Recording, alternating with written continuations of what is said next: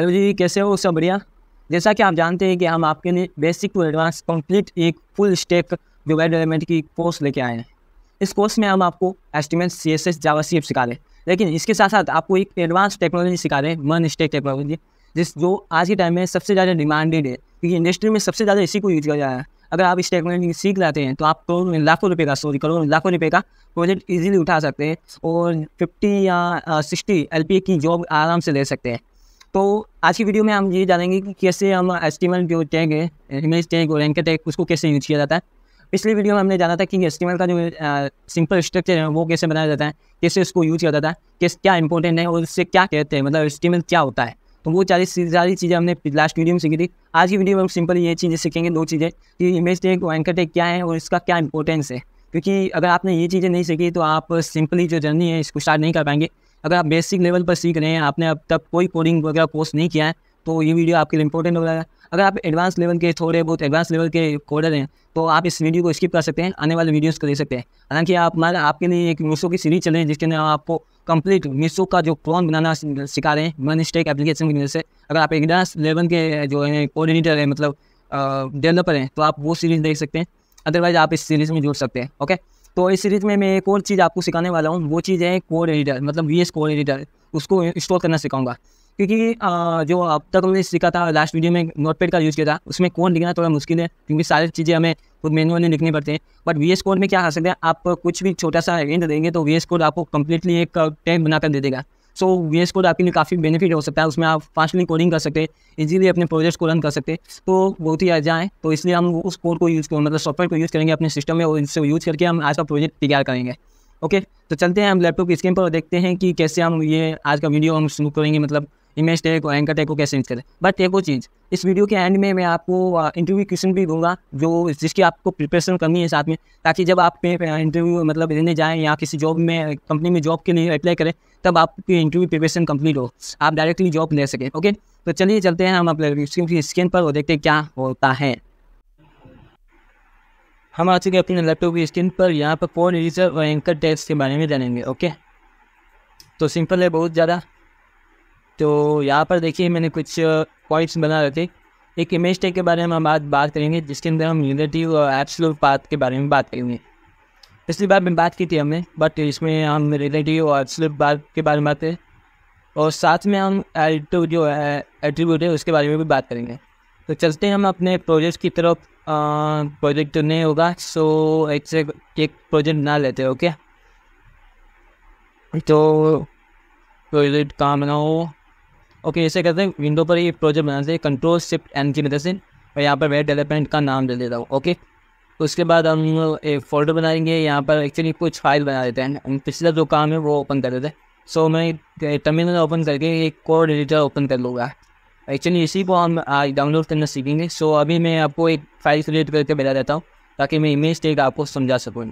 सो index.html एक file open करूँगा, और जो बेसिक HTML का कोड है वो मैं डायरेक्टली बना लेता हूँ। ठीक है, ओके, मैं फालतू की चीज़ें हटा देता हूँ यहाँ से। ओके, ये सिंपल एक HTML का कोड है, बेसिक कोड जो मैंने आपको बताया था।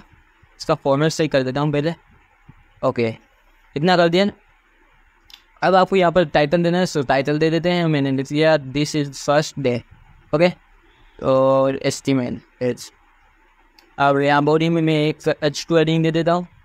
H2 हेडिंग में क्या ओके, येस्टरडे टास्क। ओके, कल का टास्क था, सो कल का टास्क। इसके अंदर हम एक इमेज टैग लगाएंगे।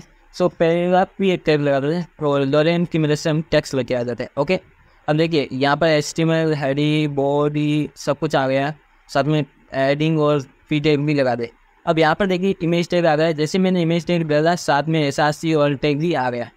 तो अल्ट टैग ये होता है वो बाद में सीखेंगे, अभी हम SRC सीखते हैं। SRC में हम जो रिलेटिव व्यवस्थित पाथ को बनाना सीखते हैं। ओके, तो सबसे पहले मैं कोई एक इमेज ले लेता हूँ, जस्ट लाइक ये वाली ले लेता हूँ, और इसको मैं अपने फोल्डर में यहाँ पर पेस्ट कर दूँगा। ओके, ओके, इसका नाम चेंज कर देते हैं, इमेज लिख लेते हैं। ओके, ठीक है। अब देखिए यहाँ पर भी इमेज आ सकती है .png नाम से, मैं इसको डायरेक्टली यहाँ पर इंपोर्ट कर लेता हूँ। ओके, पहले मैं चीज़ सिखा दूँ। कमेंट करने के लिए आप Ctrl और स्लैश दबाना है, जिसकी वजह से आप कुछ भी कमेंट कर सकते हो। सो मैं कमेंट में लिख लेता हूँ रिलेटिव्स एंड एब्सोल्यूट, क्योंकि ये दो चीज़ें हम सीखने वाले हैं अभी। सो इसलिए ये लिख लिया मैंने। अब यहाँ पर एक्चुअली देखेंगे कि जो इमेज है ना, ये index.html का एक रिलेटिव है, क्योंकि ये पास में एक ही फोल्डर में है, सो इसलिए ये एक रिलेटिव है। तो यहाँ पर मैं image.png जैसे लिखूँगा ये वर्क कर जाएगी। सो मैं इसका कॉपी पाथ करता हूँ और यहाँ पर ब्राउज़र में आके के पाथ को ओपन करता हूँ। देखिए यहाँ पर हेडिंग आ गई है, टेक्स्ट भी आ गया है, पैराग्राफ सॉरी, और साथ में टाइटल भी आ गया, और यहाँ पर एक इमेज भी आ गई। अब ये जो चीज़ है एक्चुअली ये है रिलेटिव, कि ये एक दूसरे के पास में जो है इमेज एक दूसरे के पास में है। अब यहाँ पर देख सकते हैं मैं इमेज आ गई और फोल्डर के अंदर एक ही फोल्डर में बनाए हुए। बट अगर मैं बात करूँ एब्सोल्यूट की, तो एब्सोल्यूट का मतलब ये होता है कि जो रिलेटिव की तो पास में थे, बट जो एब्सोल्यूट होते हैं वो अलग फोल्डर में होती है। जैसे यहाँ पर देखिए एक इमेज है, मैं इसको जो डाउनलोड में पड़ी है मैं इसका नाम रीनेम कर रहा हूँ। अब इसको यूज़ करने की कोशिश करेंगे, मैं इसका डाउनलोड वाला पाथ कॉपी कर लेता हूँ, बट यहाँ पर पाथ पूरा नहीं मिल रहा है। सो हम ट्राई कर सकते हैं, तो मैं इसको कॉपी करके यहाँ पर वो पाथ डाल देता हूँ। सो यहाँ पर देखिए पास में सिर्फ डाउनलोड ही आ रहा है, सो मुझे क्लियर पाथ नहीं मिल रहा है। सो शायद ही हम ये टास्क कंप्लीट कर पाएंगे। चलो ठीक है, बट आप ये चीज़ समझ लीजिए कि ये कुछ इस पर से होता है। चलिए इसको एक और चीज़ समझते हैं। मैं यहाँ पर किसी और फोल्डर में ये इमेज डाल कर देखता हूँ ताकि मुझे एक नया पाथ मिल जाए। ओके, तो मैं ऑडियो में वो इमेज डाल दूँगा। सो मैं यहाँ पर ऑडियो में जो HTML की कॉपी की थी वो पेस्ट कर देता हूँ, और यहाँ पर जो इसका पाथ नेम है वो मैं कॉपी करके इमेज से में लगाने की कोशिश करता हूँ। सो यहाँ पर डालता हूँ, उससे ट्राई करेंगे कि ये वर्क करती है कि नहीं। ओके, सो उन्होंने ये इस तरह से वर्क डाल दिया, अब देखते हैं कि वर्क करता है कि नहीं। सो यहाँ पर ये जो इमेज टैग है वो रिलेटिव है, और जो उन्होंने ऑडियो से लिया है ना वो एक्चुअली एब्सोल्यूट है, क्योंकि वो किसी फोल्डर के अंदर नहीं है, वो एक्चुअली हम बाहर से लेके आ रहे हैं। सो इस चीज़ को आप समझिएगा। जो रिलेटिव और एब्सोल्यूट का जो फ़र्क है वो कुछ इसी तरह से है। ओके, और ये एक इंटरव्यू क्वेश्चन बन सकता है कि रिलेटिव और एब्सोल्यूट में कौन से में क्या क्या फ़र्क होता है। सो यहाँ पर देख सकते हैं लोकेशन आपको दिख रहा होगा। ओके, तो यहाँ पर आते हैं, इसको रिप्लेस करके देखते हैं।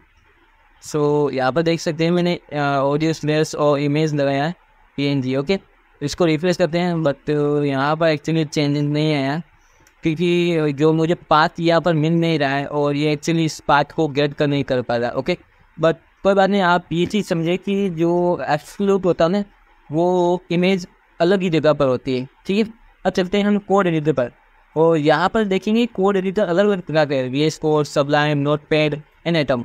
पिछली बार हमने क्लास में नोटपैड समझा था, बट इस क्लास में हम VS कोड को यूज़ करेंगे।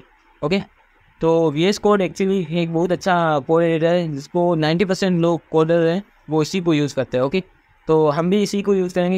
इसलिए आपको सबसे पहले VS कोड डाउनलोड लिखना है, एडिटर कोड भी डाउनलोड लिख सकते हैं। सो यहाँ पर मैं पहले लिंक को ओपन करूँगा, यहाँ पर आपको विंडोज़ का ऑप्शन मिल जाएगा। ओके, तो आप मैक लिनक्स है तो यू भी यूज़ कर सकते हैं। सो इन पर क्लिक करने के बाद विंडो पर आपको एक फ़ाइल मिल जाएगी, और यहाँ पर स्टार्ट पर क्लिक करेंगे और मैं एक फ़ाइल डाउनलोड करनी है। ओके, तो वेट करते हैं सिस्टम में डाउनलोड हो जाए तब तक। ओके, इसको अपन फोल्डर करेंगे। यहाँ पर फाइल आ चुकी है, मैं डबल क्लिक करूँगा, बट ओके विजुअल रिपोर्ट मेरा ओपन है, इसलिए मैं पहले इसको कट करूँगा, इसके बाद वापस ट्राई करूँगा। डबल क्लिक करेंगे और यहाँ पर आई एक्सेप्ट द एग्रीमेंट पर क्लिक करेंगे और नेक्स्ट क्रिएट डेस्कटॉप आइकन पर क्लिक करेंगे, नेक्स्ट करेंगे, इंस्टॉल पर क्लिक करेंगे। बट मैं नहीं करूँगा, मेरे पास पहले से इंस्टॉल है। अगर मैंने डबल क्लिक किया तो मेरे पास फालतू की एक्स्ट्रा फाइल्स बन जाएगी। सो मैं इसको कैंसिल कर रहा हूँ, बट आप इसको इंस्टॉल करेंगे तो आपका इंस्टॉल हो जाएगा। जैसे इंस्टॉल हो जाता है उसके बाद आपको सिंपली विंडो पर क्लिक करना है। ओके, यहाँ पर आपको VS कोड लिखकर सर्च करना है और आपको यहाँ पर VS कोड मिल जाएगा। बट एक्चुअली अगर आप नया इंस्टॉल करें तो आपको डायरेक्टली मिल जाएगा। ओके, आपको यहाँ पर एक आई ट्रस्ट वाला भी एक ऑप्शन मिलेगा कि मैं ट्रस्ट करता हूँ कि नहीं, तो आप इस पर ट्रस्ट कर सकते हैं। ये बहुत अच्छा सॉफ्टवेयर है, इसको बहुत सारे लोग यूज़ करते हैं, तो आप इसको भी यूज़ कर सकते हैं। ओके, तो हमने अब तक ये काम कर चुके हैं। यहाँ पर देख सकते हैं कि जो भी फाइल्स फोल्डर जिसमें आप काम कर रहे हैं वो सारा फोल्डर्स जो भी फाइल्स है वो एक ही जगह मिल जाएगी, इसलिए काफ़ी यूज़फुल है। ओके, तो यहाँ पर भी देख सकते हैं जो हमने फाइल वहाँ बनाए थे वो यहाँ पर मिले। मैं एक फोल्डर बनाऊँगा Day1, और उसके अंदर वो जो भी मैंने बनाई थी फाइल्स वो इसके अंदर ट्रांसफ़र कर दूँगा। ओके, सो मैंने यहाँ पर ट्रांसफ़र कर दी है। अब मैं डे 2 का फोल्डर एक बना हुआ है जिसके अंदर हम आज का काम स्टार्ट करेंगे। सो ये फाइल बन चुका, फोल्डर बन जाए। अब मैं कहता हूँ इसको ओपन करने के लिए मैं राइट क्लिक करूँगा, उसके बाद ओपन टर्मिनल पर क्लिक करूँगा। ओके, यहाँ पर कोड डॉट लिखूँगा और इससे VS कोड ओपन हो गया। आप फोल्डर में राइट क्लिक करके VS कोड को ओपन भी कर सकते हैं डायरेक्ट, बट मेरे में ऑप्शन नहीं आता, सो मैं इसलिए यूज़ करता हूँ। ओके, अब चलते हैं हम एंकर टैग के बारे में जानते हैं। सो एंकर टैग क्या है, उसके लिए हम क्या करेंगे, ऐसा कहते हैं एक फाइल बनाने के लिए। ओके, तो यहाँ पर फाइल बनाने के लिए क्या करेंगे, फाइल वाले ऑप्शन पर क्लिक करेंगे। सो index.html लिखेंगे और इस तरह से हमारी फाइल लिखेंगे। अब यहाँ पर आपको शिफ्ट और जो एक्सक्लेमेटरी साइन होता है उसको क्लिक करना है, जो आपको मैकटिक के पास मिलेगा, फिर एंटर दबाना है और यहाँ पर आपको एक बेसिक HTML का स्ट्रक्चर मिल जाएगा। सो कुछ चीज़ें हटा देते हैं जो अभी आपने सीखी नहीं है, सो ये हटा देता हूँ। ओके, यहाँ पर देख सकते हैं टाइटल और बॉडी हेड वगैरह बहुत चीज़ें हैं। तो अब मैं इसको फॉर्मेट कर देता हूँ। सो सेलेक्ट करके टैब करूँगा। ओके, अब यहाँ पर बॉडी टैग में मैं एक H2 हेडिंग दे सकता हूँ। यहाँ पर टाइटल दिया हुआ है, सो डे टू टाइटल लिख देता हूँ और H2 हेडिंग में मैं ये लिख देता हूँ what in the anchor tag. Okay, ठीक है, हमारा हेडिंग तैयार हो चुकी है। अब टाइटल की बात करें, सो मैं यहाँ पर एक्चुअली कुछ चीज़ें बता दूँ, जैसे मैं क्लिक कोर्स और फिक्स वेबसाइट है। अब मैं जैसे ही गेट पर क्लिक करूँगा तो ये पेज रीडायरेक्ट हो गया, मतलब पेज चेंज हो गया। फिर जैसे ब्लॉग, अबाउट और कॉन्टैक्ट पर मैं क्लिक करूँगा तो इस तरह से नया नया पेज खुलेगा। और ये सारे जो पेज रीडायरेक्ट होते हैं वो एक्चुअली एंकर टैग की वजह से है। तो मैं आपको शो कर देता हूँ।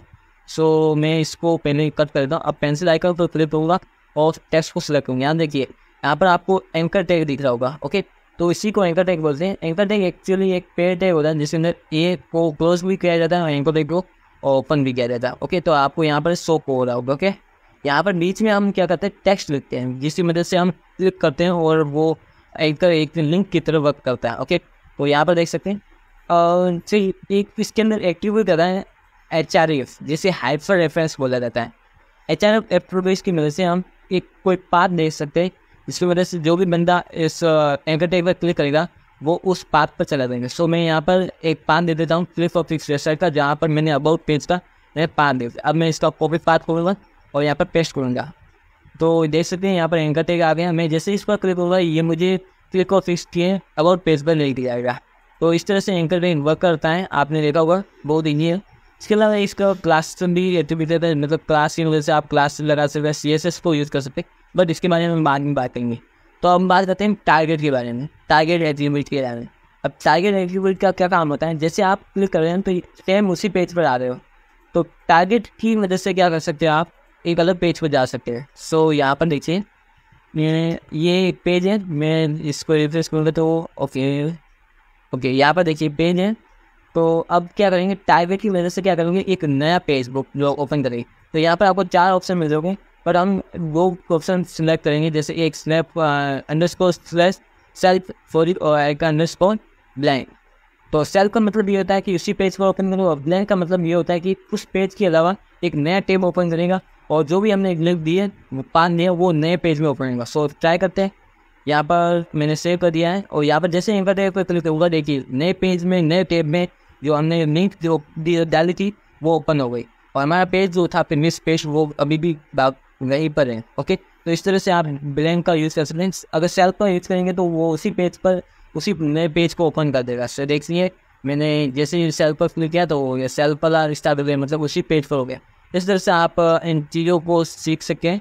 तो आई होप आपको ये सारी चीज़ें काफ़ी अच्छे से समझ में आ चुकी होगी, जिसके अंदर हमने काफ़ी सारी चीज़ें नई सीखी हैं। तो एक इमेज टैग डालता हूँ और यहाँ पर मैं इस इमेज का पाथ दे रहा हूँ। ओके, सो एक्चुअली इमेज मैंने यहाँ पर डाल दी, वही सेम HTML नाम, और यहाँ पर मैं HTML.png लिखूँगा। ओके, और एट्रीब्यूट यहाँ पर एक्चुअली मैंने आपको बताया नहीं, एल्ट एट्रीब्यूट का यूज़ कर सकते हो।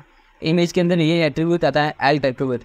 अब इसका क्या यूज होता है, ये एक्चुअली आपके एक्चुअली मैं आपको एक और चीज़ बता दूँ कि यहाँ पर आप ऑटो सेव कर सकते हो। इसकी वजह से आपको क्या करना पड़ता है, सेव नहीं करना पड़ता है फाइल को। ओके, तो जैसे कि मैंने बताया था कि जो एल्ट एट्रीब्यूट है उसकी वजह से क्या करेंगे, जब आप इमेज आ जाते हैं और किसी रीज़न से आपकी इमेज जो है ये नहीं आ पाती, जैसे मैं यहाँ पर चेंज करता हूँ तो देखिए यहाँ पर इमेज नहीं है, बट जो एल्ट टैग में हमने टेक्स्ट दिया था वो यहाँ पर आ गया है। अब एक्चुअली ये यूज़ करते हैं हम एसईओ के पर्पज़ से। जब क्राउलर आता है यहाँ पर गूगल क्राउलर, तब इमेज लोड नहीं हो पाती, तो उस समय वो टेक्स्ट को पढ़ लेता है और वो चीज़ें समझ जाता है। ओके, तो आई होप आपको ये पूरा कोर्स समझ में आया होगा। सारी चीज़ें आपको यहाँ तक की सारी समझ में आ गई, जहाँ पर हमने इमेज और एंकर टैग के बारे में बात की थी। Okay, I hope you understand. But एक और चीज़ मैं आपको समझा दूँ, यहाँ पर एक अबाउट पेज डालते हैं, अबाउट का एक पेज बनाते हैं, जहाँ पर मैंने सिंपली एक HTML पेज बना दिया, सिंपली जैसा मैंने बताया था। फिर मैं एक हेडिंग बना देता हूँ अबाउट पेज नाम से। अब इसके अंदर हम रीडायरेक्ट करने की कोशिश करेंगे। मतलब यहाँ पर एंकर टैग बनाया था, इसको हम नए पेज की जगह हम अपने ही पेज को रीडायरेक्ट करेंगे। सो यहाँ पर मैंने अबाउट HTML लिखा। अब चलता हूँ मैं यहाँ पर ब्राउज़र पर और सिंपली मैं जैसे रिफ्रेश करूँगा और एंकर पर क्लिक करूँगा तो ये अबाउट पेज पर सेंड कर देगा मुझे। तो इस तरह से आप एंकर टैग को ईजिली यूज़ कर सकते हैं। तो आई होप आपको ये कंप्लीट वीडियो पसंद आया होगा, तो इसे जरूर चेकआउट कीजिएगा। Thank you so much watching this video और चैनल को सब्सक्राइब कीजिएगा। Thank you.